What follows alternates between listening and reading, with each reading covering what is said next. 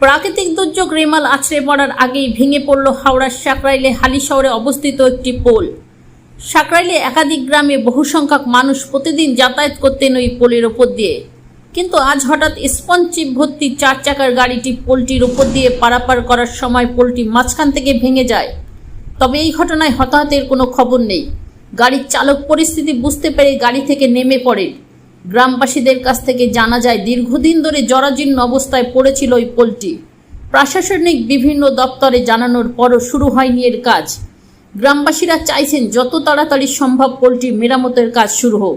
থেকে 7 থেকে 8 বছর পোলটা হচ্ছে, আজ করবো কাল করবো, খালি দুপক্ষে বলছি ঈদগাহ জমি, মাদ্রাসা জমি, এ বলতে দেবো না, ও বলতে দেবো না।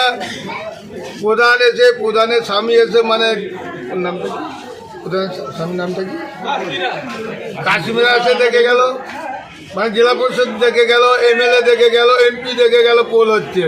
আজও মতো পোলটা ওরা করতে পারল নি। দুর্ভাগ্যজনক।